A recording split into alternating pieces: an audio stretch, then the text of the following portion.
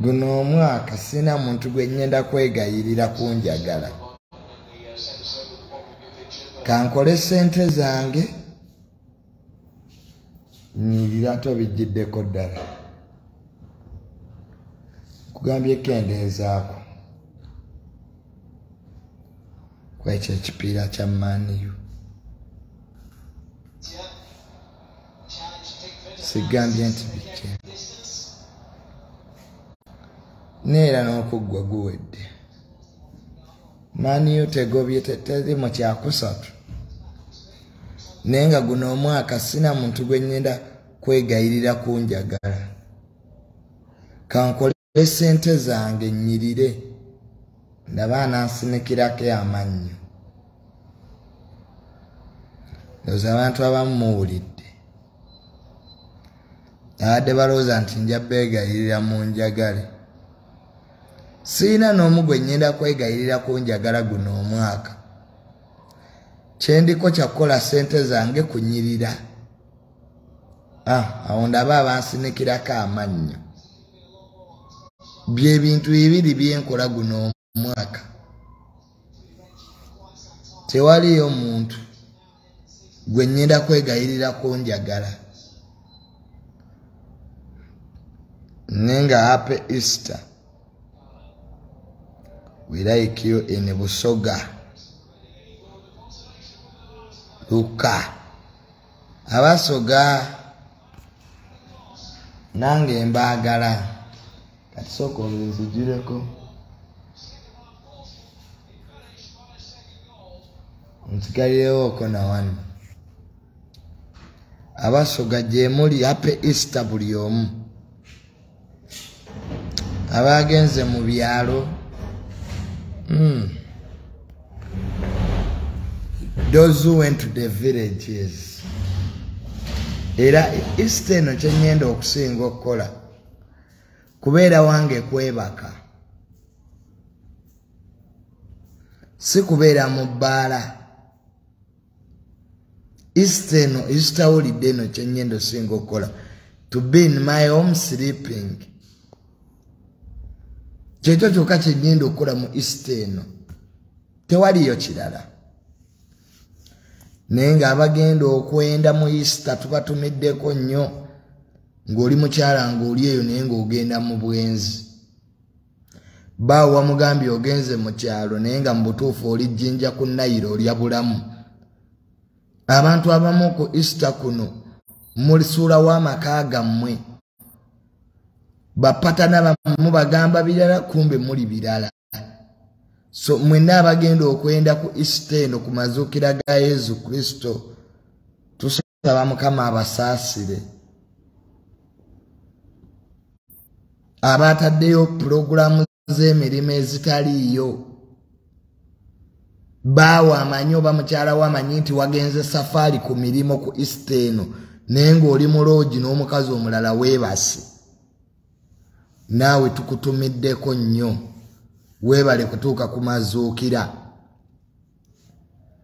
Naye nga mu ggwanga erya Uganda emirimu migale.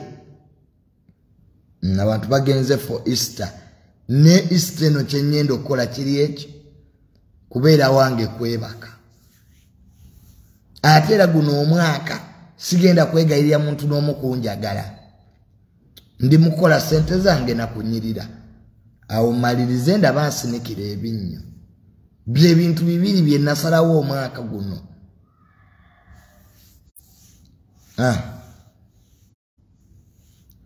Junior full figure attacked ye again. Emigga egyakubiddwa Chairman Nyanzi ku Easter. Poliisi mweddeko. Temuyinza kuba Chairman Nyanzi muganda wa Bobi Wine mwamukubye emigga ekyegeegwa n'azirika. Ekintu ekyo tukivumirira. Uganda Police mweddeko. Kati Chairman Nyanzi lwaki mwamukubye emiggo n'azirika muganda wa Bobi Wine. Ngate ffenna tugenda kuzuukira mazuukira ga Yesu Kristo. nende mukuba chairman Nyanza emiggo bwe muti aba police Luyale chairman Nyanza Muganda Bob Wine bamukubye emiggo nazirika ali ku kitanda police so police mweddeko ku mpisa zammwe tukimanyi nti mukuuma land order naye empisa y'okuba abantu abakulu mwejejjire muddala Muganda Bob Wine mukuba emiggo emingi bwe gityo. So it was so unfortunate that chairman Nyanzi Muganda Bob Wine yakubiddwa emiggo egyamuzirisiza. Nenga tusaba ku Easter holiday eno namwe ab'opposition mugendeko mu byalo ewammwe n'Abannayuganda mugendeko ewammwe mu byalo mulime ku bijja mukozese Easter holiday eno ogenda okulima ebijja. Abantu abamu ne gye babazaala mwerabirayo dda mwesibye Kampala. Use this Easter holiday to go back to your villages. Mulime ku bijja bajje empewo z'ewammwe zibafuuweko. Abamu sente zibabuze kuba emizimu gy'ewammwe minyiivu. Oli mu Kampala tomanyi na jjajjawo gye baamuziika kaseto n'azijjawa. So nga chairman Nyanzi police emazo mukuba emiggo ab'opposition nammwe muddeko mu byalo byammwe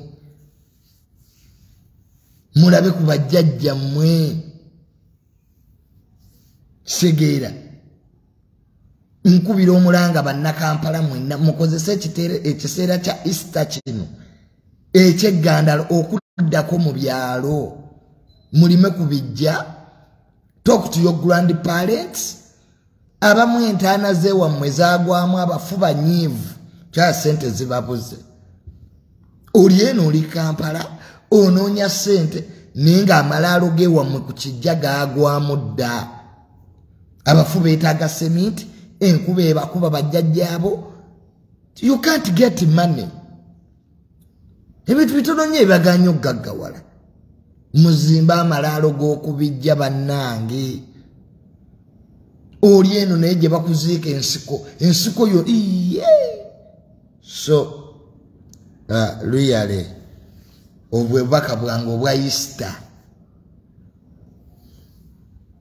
naye nga tusabira nnyo chairman Nyanzi muganda wa Bob Wine asooke kembooko zo baamukubye nnyingi.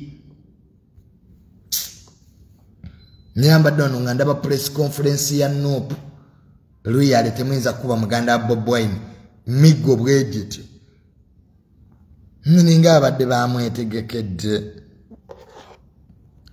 Junior Easter ogenda gimalirako waka ku Easter sitambula. Ababbi baba bangi ku Easter. Easter babba nnyo amamotoka. Nkikubulira gwe Munnayuganda ndaba parking emmotoka yo mu bifo ebiri sekiwe ebina security. Ojja genda oyingire mu bbaala ku Easter emmotoka tojja gisangawo. Teri biseera bye babbiramu mamotoka mu Uganda nga Easter Monday, Easter Sunday ne Easter Saturday. So ng'oparkinze emmotoka y'ewantu make sure it is safe. Easter babba nnyo amamotoka.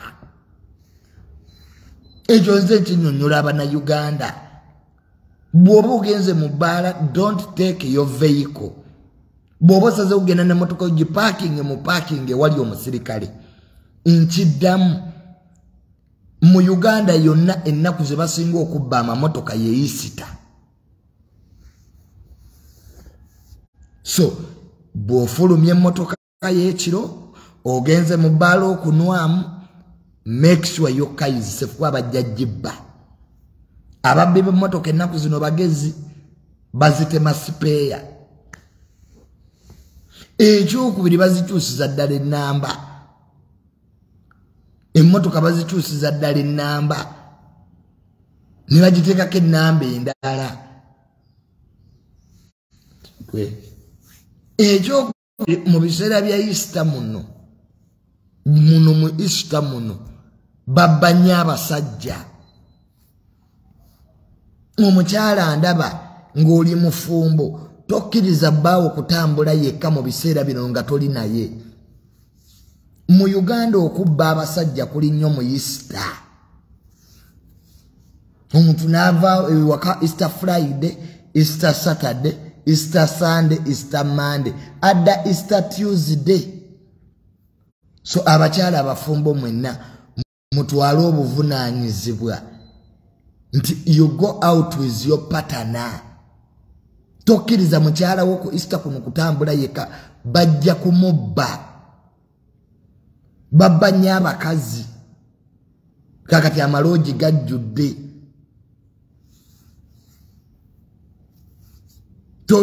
Don't allow your wife okufuluma yekka mu biseera bya Easter. Nenga happy Easter all of you. Abafunye esente mugende munwe mweyagale. Abafunye kasente mu biseera bino, go and drink, celebrate. Azuukidde Yesu nga bwe yagamba. Mugendeko ejjinja muwummule. Ani agaana? Mugendeko mu kidepo. The Easter holiday is a time of nature whereby you visit game parks. Abamu temumanyi ggwanga lyammwe. You have not traveled Uganda. Uganda is beautiful. Nze sirabangayo nsi nnungi nga Uganda. So mugende kejjinja munyumirwe. Abaana bali jjinja, nze nali simanyi nti Mabira Forest mulimu ebbaala. Mu Mabira Forest there is a bar there. So use this time to go. Ministry ya Tourism eina eponga 12 bagenda ku visiting Western Uganda. Easter holiday is a time of visiting Waludi Life. Genda ku zoo. Tegere. So abafunye kasente mu biseera bya Easter muno mugende munyumirwe. Can't be happy. You die once, you live once. Mugende mweyagali. Abagenze kalangala. Tigire nemikwano gyange giri kalangala. Bali mukulya bya nyanja, they are visiting in nature. It is good. Negwe nobeera mu Kampala, okolera mu Kampala, osula mu Kampala, ojja kufiira mu Kampala, tambulako. Easter muno genda ke Kasese. Visit Northern Uganda, Kidepo, National Game Parks. So osobola okutegeera, you will appreciate your country. So mbiseera bya Easter muno, abana Uganda mbakunga ogenda mulambule zi game parks. Abamu waliwo omuntu ngabeera mu Kampala nenga tamanyi na Sikwiro, tamanyi Pidgeot, tolabanga ku hippopotamus. Ninga munemu ebiri mu Uganda muno. Tolabanga ku nkima live. Omanyi abantu bangi bali mu Kampala muno nenga talabanga ku nkima nga bwefaanana a monkey. So kyekino ekiseera kye muyina ogenda mu visiting game parks mu Easter holiday eno. Nebaza nnyo security olw'okuuma ekibuga. Ejjo nayiseeko mu Kampala ekiro saawa nga 10. Saawa 9 ogw'ekiro navuze ne neetooloola Kampala ninga ebyokwerinda birungi.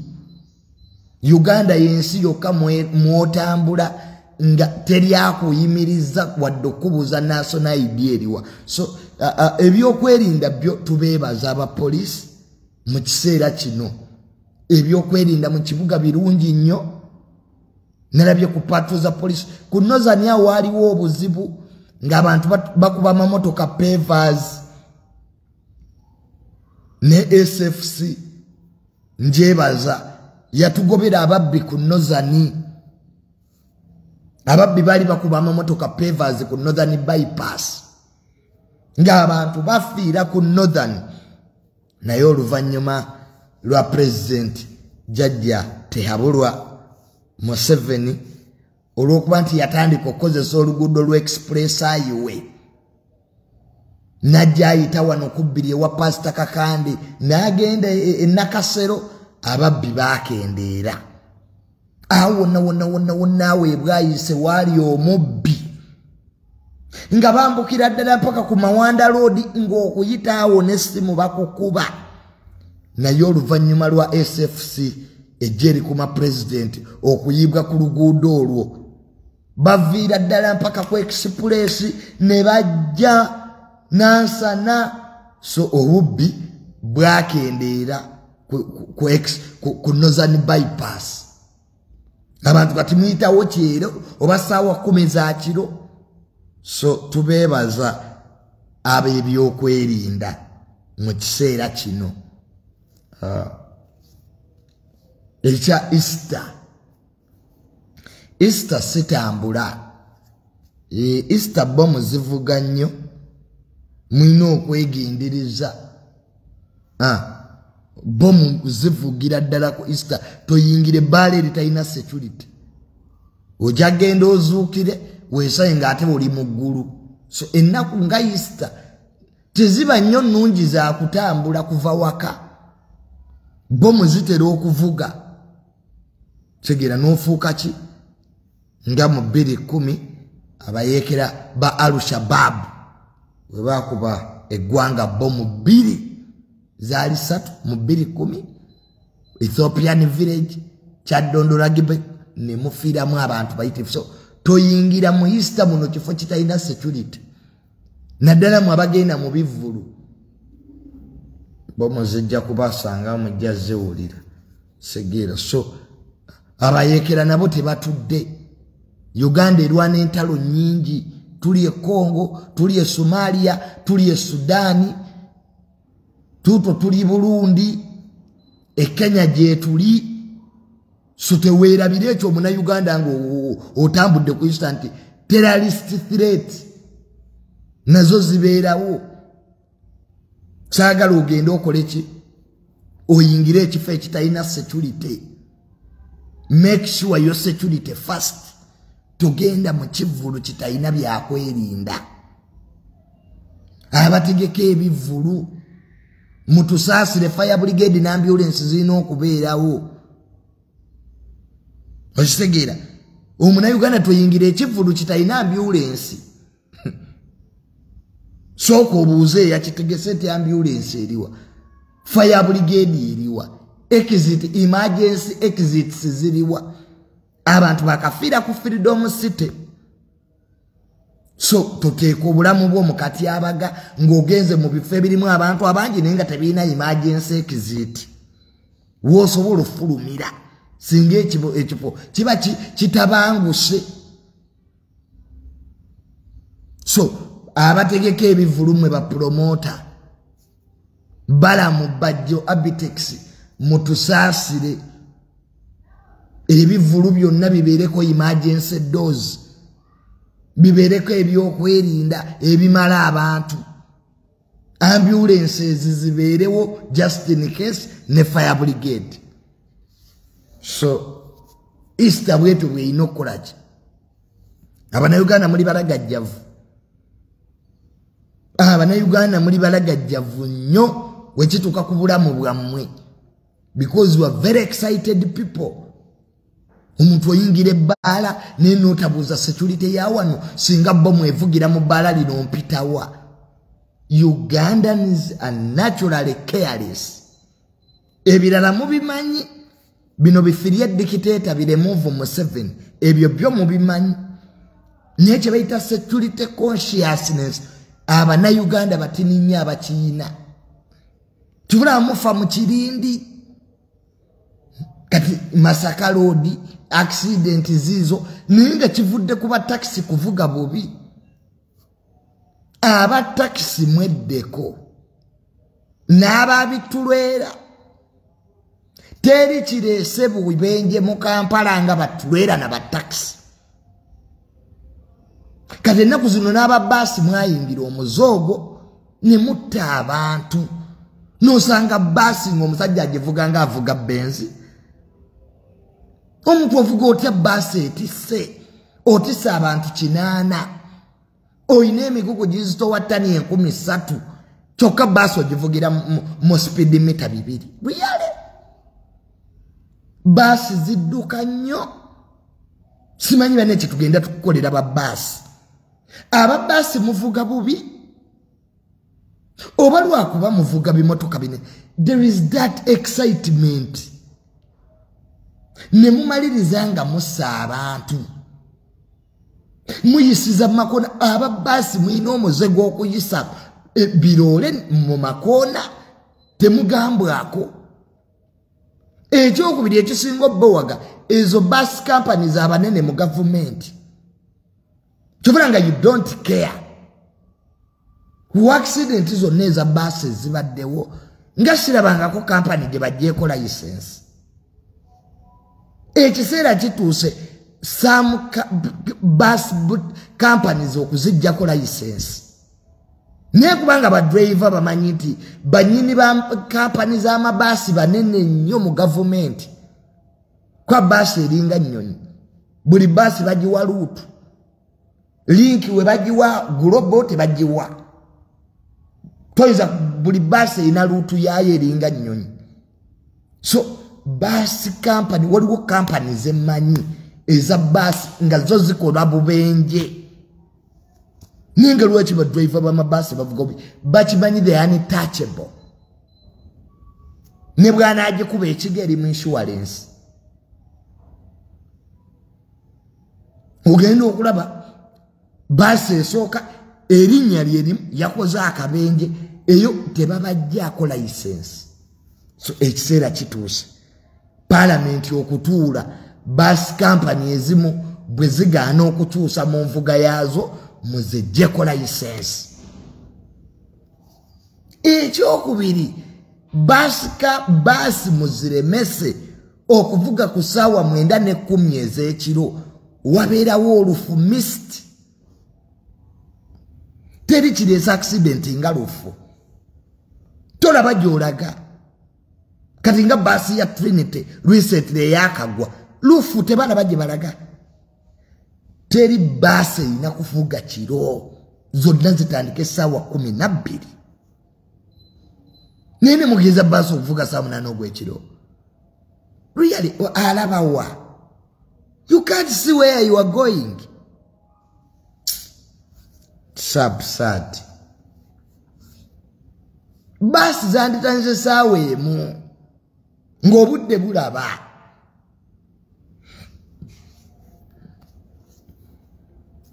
waliwo ensinga you cannot drive over 6 hours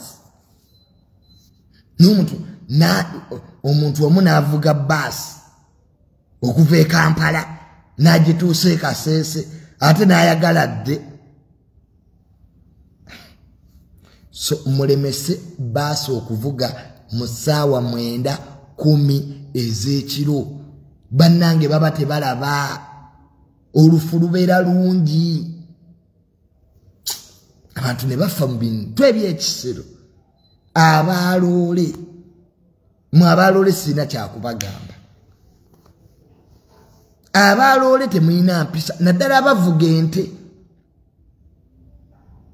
teri basiwuusa empisa ku luguudo nga bavuzi ba nte aba bavuga ente abo bamanyi ente z'abanene nayisa watalina kuyisiza ogenda okulaba batrafiki bamukutta aseka nabo teri kisengu gwanga lino nga nguzi obubenje bwonna buvudde ku nguzi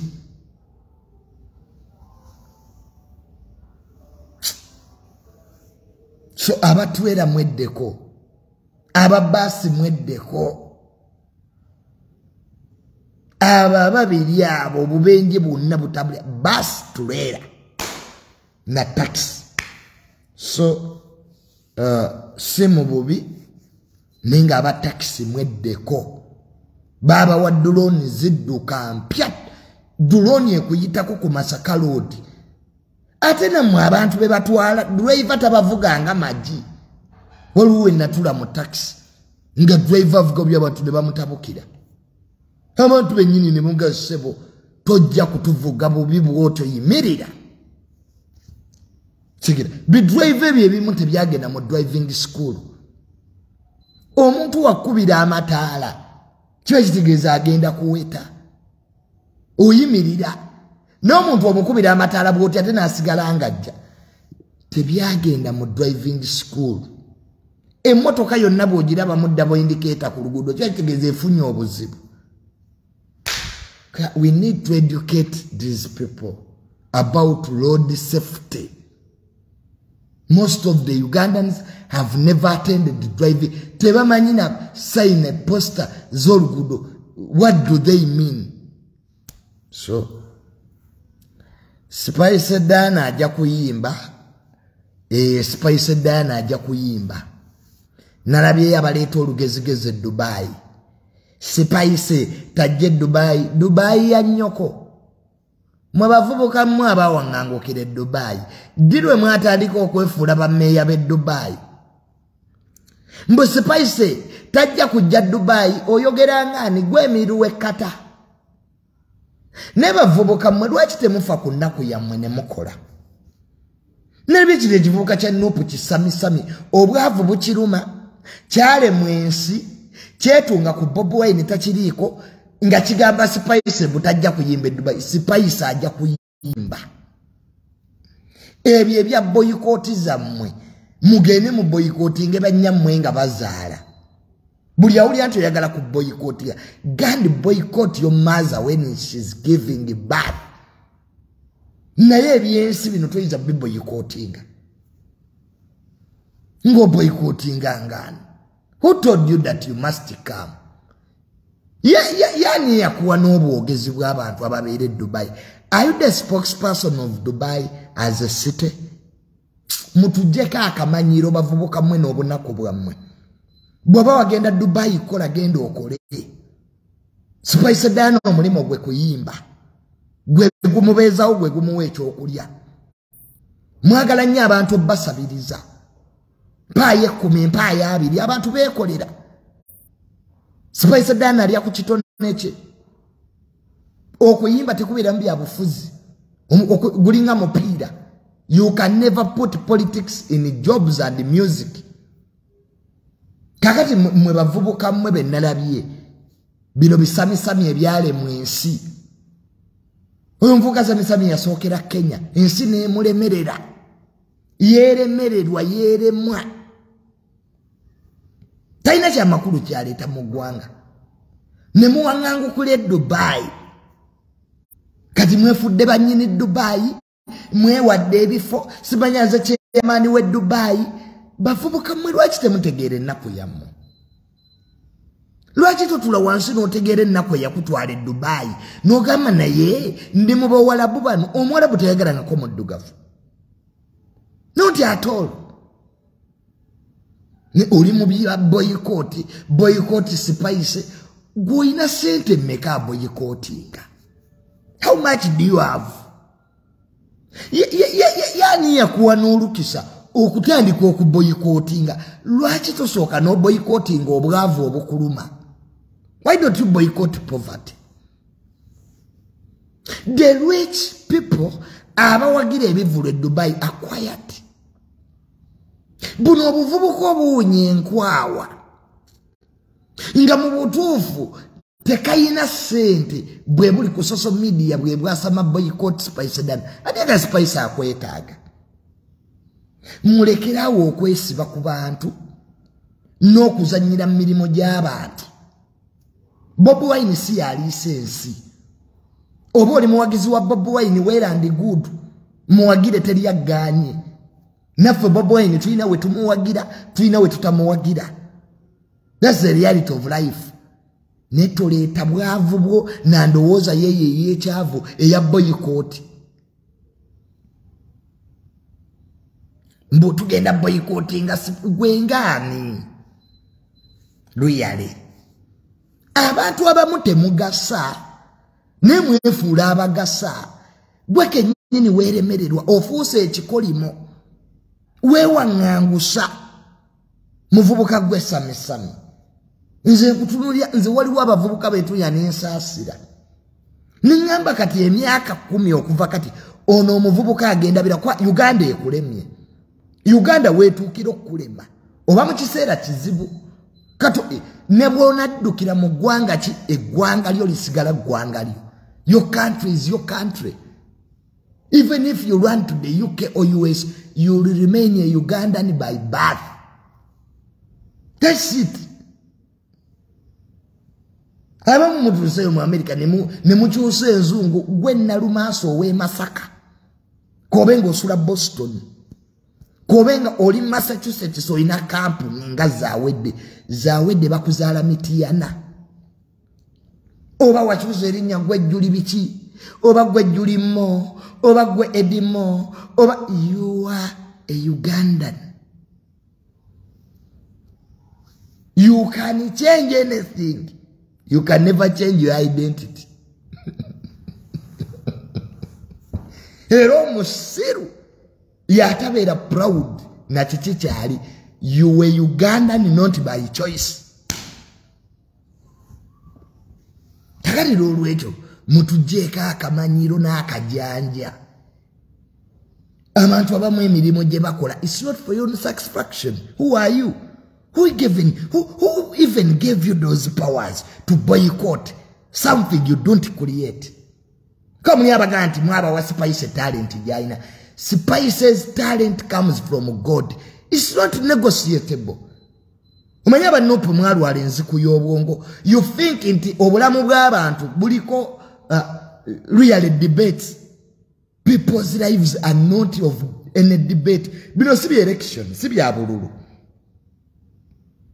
It's purely their choice. That is a bawuli obusiru bwamwe. We are going to boycott. How much do you have? Lete ebyapa by'amataka byoyina. 21 omusajja asobola okuboycottinga. You don't even possess a land title in this country. And then you stand up to say you are going to boycott.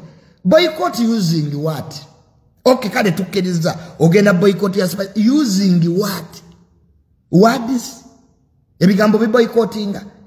In the whole world you can boycott using money or power. Bwoba toyina sente nga toyina buyinza sirika mu nsi toyogeranga osirikanga busirisi togasa gwe togasa. You are part of the people who are ashamed to mankind. In the junior, if you want to talk to me, you must have two things. You must have knowledge, power on money. Please. Togasagwe. Keep it to yourself. If you want to talk to me, you must have degrees. You a doctor. I can give you DS. We can discuss. 1. 2. You must have money. Because tell him Msiru innocent. Level jalo zaako. Nebyakola. Megabytes z'obwongo ziri megawatt zinye 13. Oyo hamugola boyo. Hamu ye mugagga mu Uganda yeka. Agabira sente abakatuliki. Agabira abasulokole. Agabira abasiramu. Agabira abaprotestant. Ye hamu. Oyo hamugola boyo. Ye mugagga mu Uganda asibulula abakatuliki. Asibulula abasiramu. Asibulula abaprotestant. Yeka yakikola mu Uganda. Hamu nga tanagagga wala yasoka gagga wala mutima. Hamu before getting money sente zaina. He became rich in the heart. Oyo hamu gula boyo. Osanga ofisi yenge jute. Yasoka kuba mugagga mutima. Nasoka gagga wala. Hamu kubwongo bwayina. Nebwokera n'omujjako obugagga bonna. Era asobola okuddamu n'abo omugagga. Because being rich is a mindset. Okugagga wala mindset, n'okwavu wala mindset, period. You can never be rich. Tosobola kwata kawumbi nga tewakalootako. Bank account yo ye reflectinga your dreams. Sente zoyina ku bank account ze reflectinga teri yo muntu akwata sente billion ngata mu dream ye ngata zirimu kato just zironda. You first have a dream of getting a billion and you get it physically. teri alonda sente kakati singa Uganda ebeeramu bahamu bana ensi ebeeteredde kwa that mindset bw'osoma ekitabo kya Hamu n'ebintu byakola ezo agrocessing business zaalimu zero estate tezikolebwa muntu nga teyeekyalenjinze. You see, you have to challenge your mind. Meditation kitegeeza nti otuula wansi n'olowooza ebintu ebitasoboka n'obikola nga bisoboka. To meditate means you sit down and n'olowooza ekintu nga bwe yagamba ozimba ekisaawe. Hamu yagamba agenda zimba ekisaawe. Abantu abamu ne bagamba tekisoboka. Ekyo kinene. Gwe ssebo okuba mu owino nga olowooleza abantu 3,000 nga Hamu tukiyite emmere ggwe. To become a pioneer. Hamu ekisaawe awo wekitudde is the center of Ugandan business. Hamu alowooleza abantu 3,000 egy'abanna business awo mu owino. You can't attain that when you don't meditate. Nga tulina meditation. Meditation kwe kulowooza ekintu ekitasoboka n'okizza mu reality. Ekyo buli mugagga akirina. They meditate. N'alwana ne mayindi olutalo lw'endowooza. Abamu muli baavu because you have fought to win olutalo lw'endowooza. Buli woyagala otandika ekintu ogamba tokisobola. Nze ekyo nakisobola. Your mind is poor. It's weak. You can't get money when you don't have that strong mind. Kyebayita gundi disorder. Gwe kennyini abamu ku mmwe muli balabe bammwe mmwe mwennyini. You are an enemy to yourself. We discouraging gwe kennyini. Ne mutaliko nnenya abantu. Ndi mwavu kubanga gundi no oli mwavu because it's a choice you took. You are an enemy to yourself. Abamu temuyina balabe. Abamu temuyina balabe. Mwe balabe bammwe mmwe mwennyini. You on a self-destruction mission. Gwe kennyini oli mu kwesaanyaawo. Kati ng'otandika banene n'abalabe nobody teweerimba teri akuwalana ye bakuwalana oyina ki banene abawalana nabo mbasaasire really abantu bakuwalane what do you have kaize junior basobola okumpalana because bangi bampalana have property nina amataka I work in the Ministry of Lands. I have land. The most precious commodity is land. Byetaka. Ezo zonna zirwanira mataka. Nina ebyapa byange bina manyaga. Then people can bampalana. How ejumbi funanti. Nina space yote itamu masasi. I drive down anamad space. Echuchoka na chochi impalanya. Kati feba ino tuwalana. Neya kati gwe bakuwalane coach. Oli Dubai. Okola gwa kuvuma abantu ku social media. Oli munaku. Oganyo okutuula okole. Oli mu boycott Spice Diana. You are stupid. Never use short time events to put all your energy on. For a bit to wagiza General Muhoozi. But it's a continuity.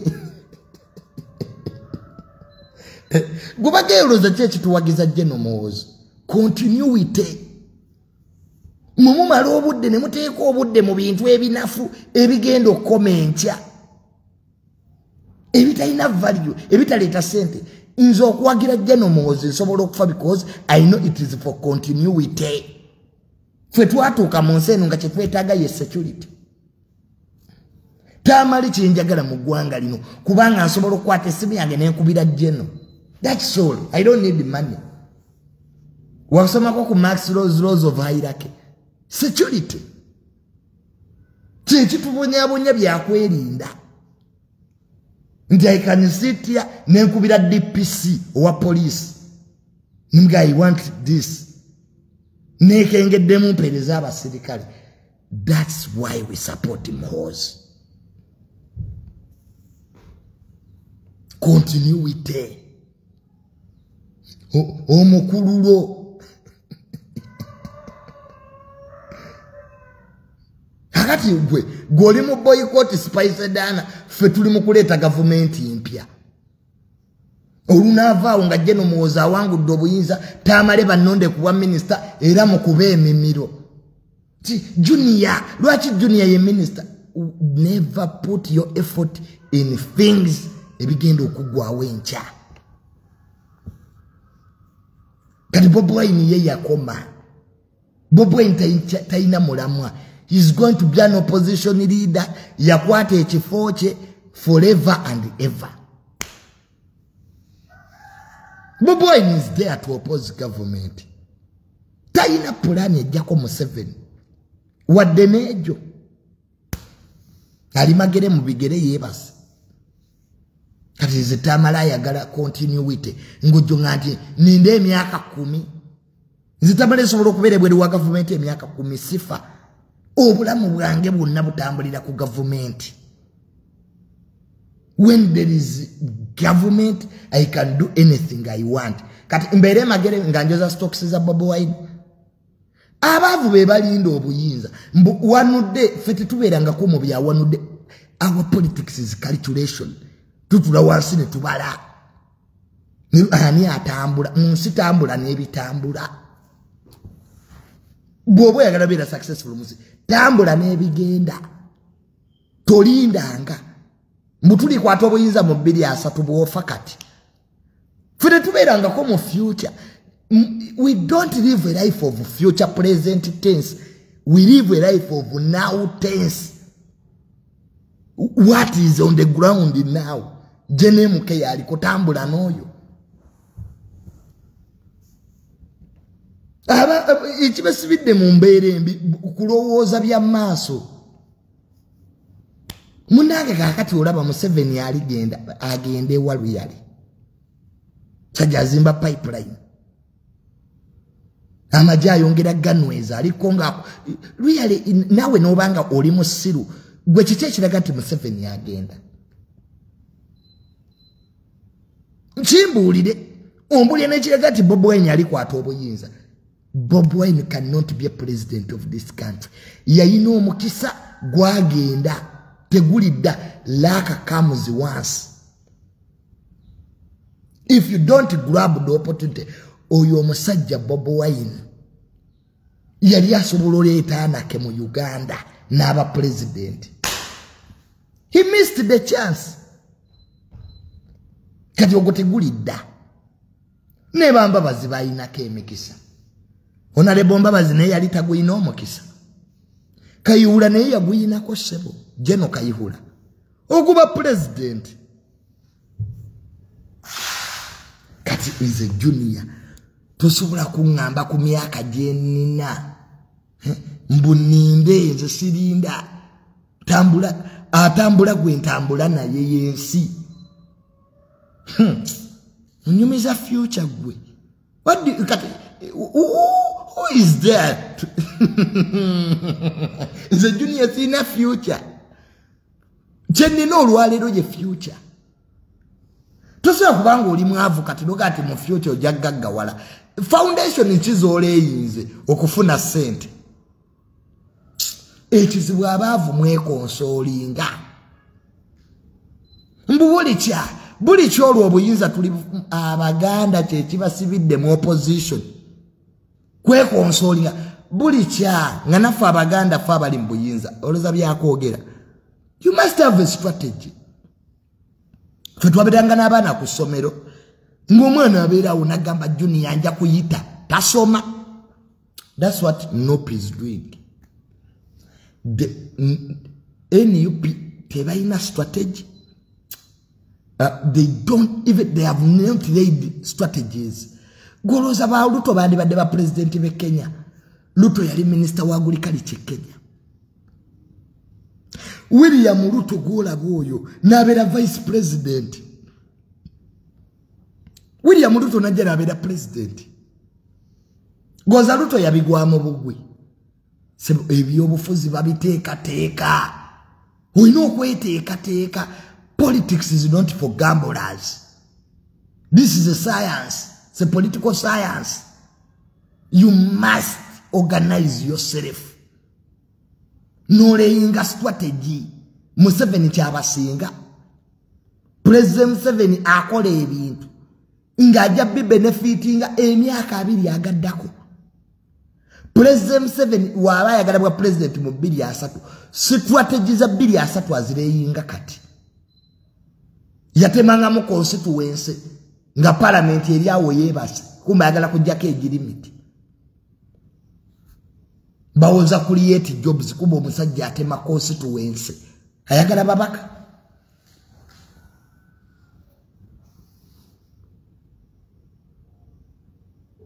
Politics is about gamblers. It's a science, you must calculate. Ruto, president yafuga Kenya, yali mukubi wanga tukusitweet. Mukumanya abantu balina plan gwe. Oyo Ruto gola boyo. Yali kusitweet nga mwavu muzibu. Najja ne yekwata ku Moi. Najja ne yekwata ku Uhuru Kenyatta. Yuya ingidde Odinga afuuse minister wa agriculture. Ruto yuyaze afuuse vice president kati president we Kenya. Ateekeddwa. Uyina okweteekateeka ng'oyagala obuyinza. Obuyinza tebabugwamu bugwi. Kati tya omusajja Obote eyafuga Uganda emirundi 2. I respect your Obote. Obote nakomawo n'afuga Uganda omulundi ogwokubiri. Obote was a bright man.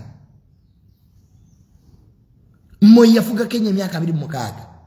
The professor of Kenyan politics. You see, mwe bavubuka mwe kibakoze obubi mwe balumbuye. The likes of Penge, Basami temwasoma. You didn't go to school. Ekibonya Uganda is knowledge butasoma. Temwagala kola research. Soka webuze Uganda yali ebaddeko n'omukulembeze omuyimbi. We have never had a president who is a musician. Ebyafaayo bye bituwa ebyo maaso. Entalo zonna z'olaba eziri mu nsi. These are historical wars. Israel ne Palestine tezakatandika kulwana kuva mu Bayibuli zirwana.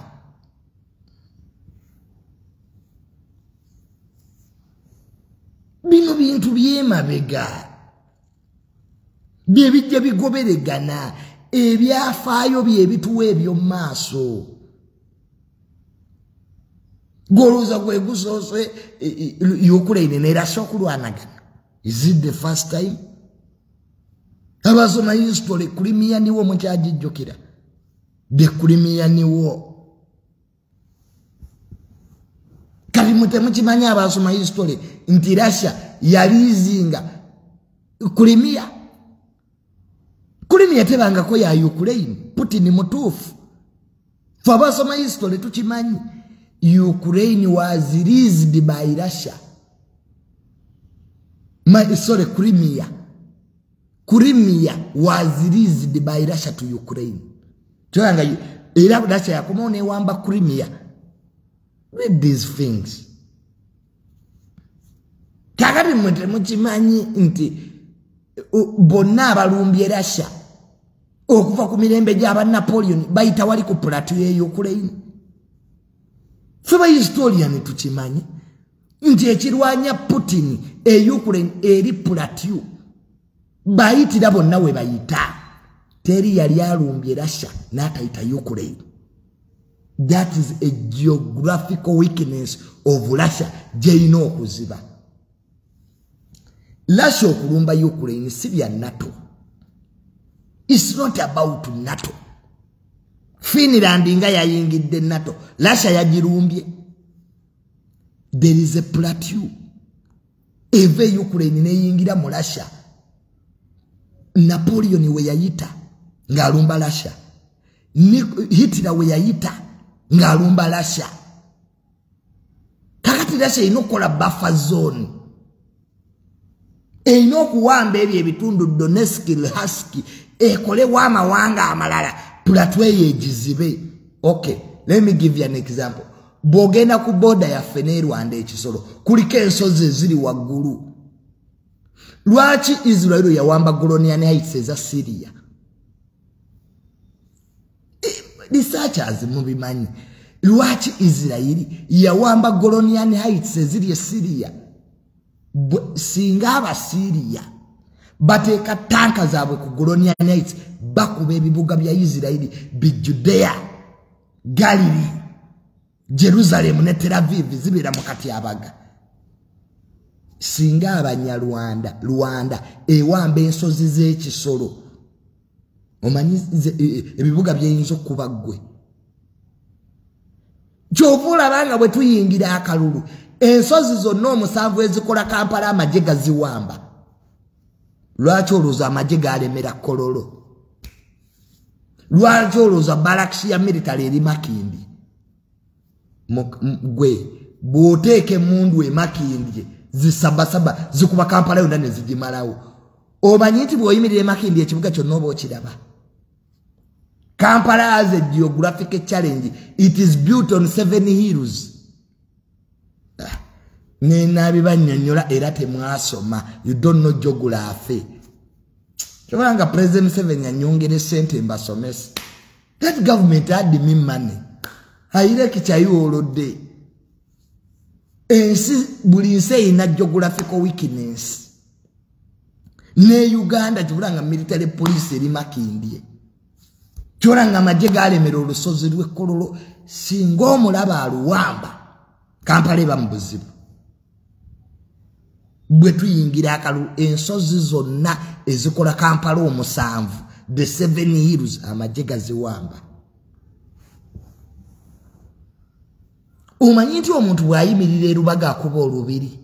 Bw'oyimirira erubaga ku kyakyo oba olaba ebiri mu lubiri wansi mu bulange. Why don't you read these things? Lwaki temusoma? Lwaki mutumenya? Lwaki mutumenya? Ebintu bibali wano naye temubiraba era mulinda juniors gye mbibagambe. Bobi Wine naawe otukoze bubi nnyo okutuleetera abavubuka abataasoma mu byabufuzi. Kati si tuli mu birala nera tulina n'obasomesa geography nti Kampala is made out of 7 hills. Kati ekirumbu yabadde akimanyi. Nimusanga bamuyita teacher. Niwewunye ensi eno kati ekyo penge abadde akimanyi nti Kampala bagizimba ku 7 hills. That's why fuwe tubanga tuwogera musirikeeko muyige. Get a pen and a notebook. Owandiike byenjogedde. These are facts. I give knowledge for free. Tenasigala okolera Uganda. I educate Ugandans for free. I don't need any coin. Free knowledge. Mugende mukole research. I tickle your minds. I give you homework. Bugende ulabe buli kalulu. Every election buli lusozi olukola Kampala amagye galuwamba. Ne Makerere University waggulu kasozi wali y'amagye. Tickling your minds. Nini nabibagamba. Nze government yene era yawona n'empa omulimu. Ku bwongo bwe nnina singa nabajjako dda. General Sale yanga you a very bright boy. Kan nayogera ne General Sale for 2 hours. Nategera nti amu bright. Yanga you are very... At your age you know all this? Namga yes. Kakati mwe. Mwabata asoma mwe. Mutandiko tugamba mbu you are going to boycott. What did you do at the university? Wakola cost? before you boycott Spice Dan. What course did you do? Gwagamba boycott. Do you know even what the word boycott means? How can you boycott something you don't have influence and power over? Onzo ganyenda boycott ya Tamalale mokulye mmere. Are you stupid? You just misuse the words. Zavuka banupu echibata miyako. Ebigambo temumanyi meaning mumalaga byogera. You can't boycott something. One chota inako influence. Two, you are not a participant. You boycott something ichobademu. Nwanze sijja kyate nga wachirimu muntandikwa. But kati no sikole boycotting etya UN nga si member. At times I look at these boys. Now, is it poverty? Is it you don't have dictionaries? Mutumenye nnyo. This egwanga lino litumenya. Unaga boycott. Noga n'ekigambo kyogedde omanyi meaning yakyo. Are you a member of the music industry? Why you get it up? Or you know, you are the spokesperson of our Wagiziba music. Mu Uganda. So, you must read. Insane abasoma bibagendo jifuga. You must do research. Mufimbi BHC, muri bantu bakuru, some of your old people, but your submission is nonsensical and stupid. No government really. Oyagala buyinza. Mwagala change. Ne kwambulira yo president wa Uganda omu. Eyali afunye obuyinza nga abujja New York. Give me one muandike. Fe programu zino zetukola muneza aba intellectual chulanga muri batono twako abanji batumenya nze tamale blocking abantu kasitangulanga your thinking capacity is lacking. I block you. Tell me any president eyali abadde president wa Uganda ombulire Sa Edward Mutesa eyasooka okufuga Uganda obuyinza yabufunira Kololo. Obote yalina Republican House olutalo lw'abakwakwa n'abalango lwe lwamutwala. He disagreed with Mutesa. But twokera olutwa bonna tumanye engeri obuyinza gye babufuna ba Paulo Muwanga Babaziri Okero kati ye principle Wama Bobo Wine abufuna atya ngali magere nenobia neri really. So mo isteno, let us bring back our senses to the senses of faith. Some of you intimani you are allergic to knowledge and intelligence. Mwaka Amerika temwagala manya ne mujja kwagala okumanya kebisera bye tugenda mu mujja kwagala okumanya nze mbabulira mujja kunoonya emunwa amazzi gababuli. So mujje mutwebuuzeeko nga tetunnafa. Nze I have less time on this planet. Nina ebiseera bitono. That's why temukyandaba mabaala. I no longer go to clubs. Mugamba Junior Wabula. I'm going to be a minister. Kati jogere namwe kuchi. I'm going to be a minister in the next government. Nina kuwa minister. Kati why should I waste time in bus? Ate omuntu addamu okunkubira amasimu mbu Junior jangu tunywa omwenge simanya Johnson ziri wano nja kukwata olwa arrest you. Mwabase bayanga leaders. Bobi Wine yagwa. Balida bonna baweddewo. Kiri Rubongo yakyayinamu ku magezi. Ne kati Rubongo is also total nuisance.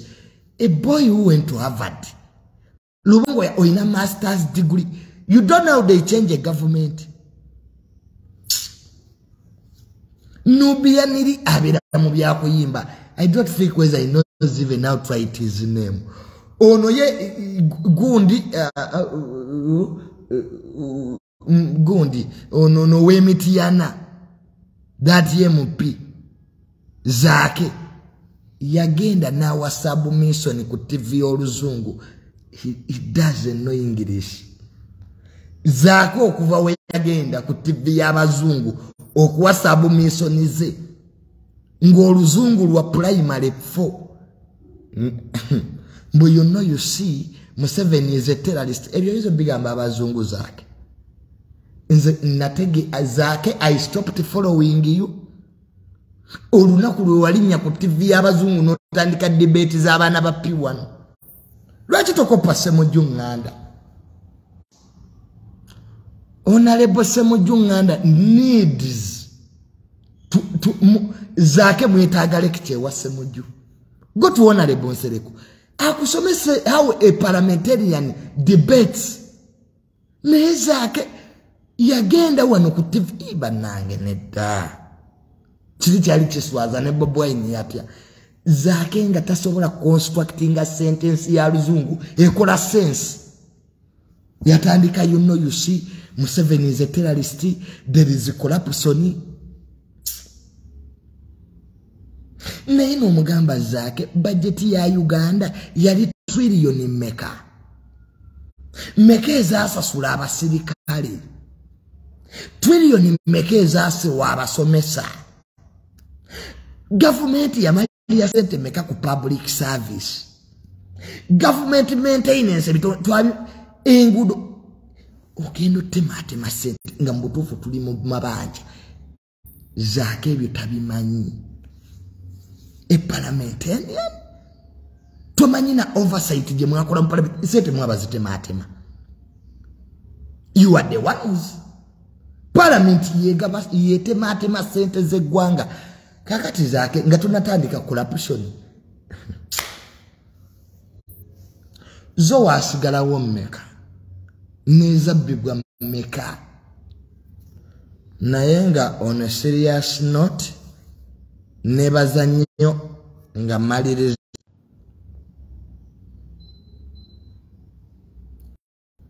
abiba amabaati abakwatiddwa.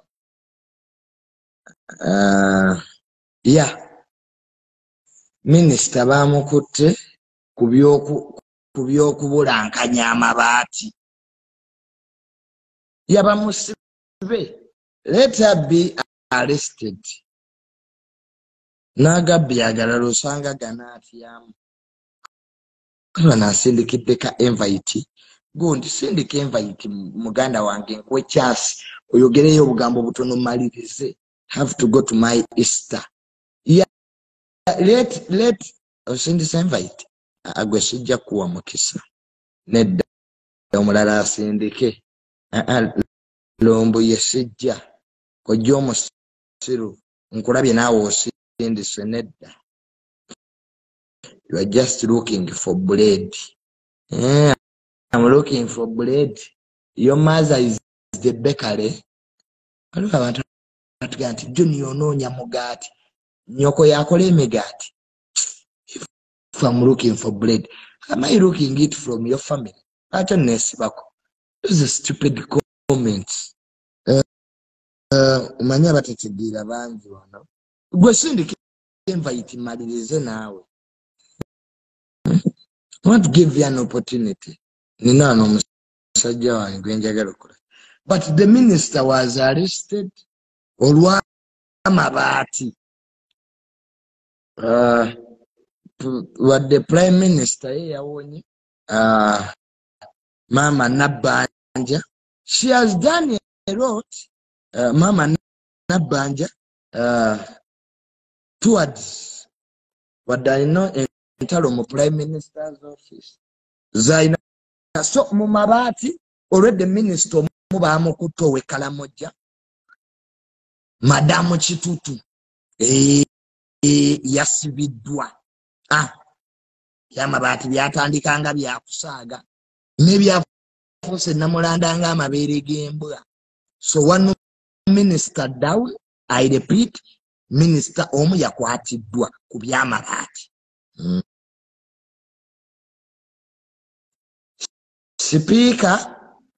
Sipiika w'eggwanga naye sipiika yegendereze.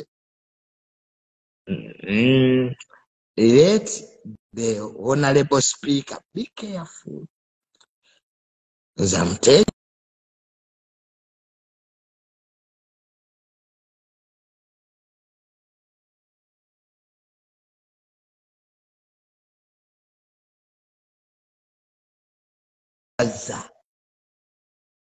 n'emabaati omwo mulimu abakungu be tutaalabye. Esiti eyo eri edited kubanga mulimu abakungu be tutaalaba naye nga mmanyi baali mu mabaati. Naye esiti eyo kuba sipiika mwali Maama Kadaga Akana. Maama oba ani yagamuwa? N'amubuuza Maama Kadaga who gave her the handshake. Yatwitinga dda ku Twitter y'amabaati yagawa Masomo. Ana amabaati gafuuse amabaati. Buli eyakwata ku baati agaali ag'Ekaramoja. Kubanga ati first mwatugamba nti amabaati temumanyi engeri gye gajja. Ne byagenza okugwa ng'abamu ssebo baakuba n'amasi. Saamuvude mu kolodi. Ensonga y'amabaati yo bambi kibi nnyo eri gavumenti. Tuyinza kuba mu gavumenti nga buli munene bamunoonyerezaako, sipiika bamunoonyerezaako, prime minister.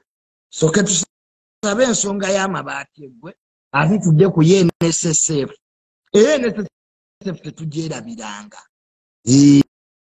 Kasite y'amabaati eggwe ate NSSF zo nnyingi zisinga kuzaaki kuz'amabaati.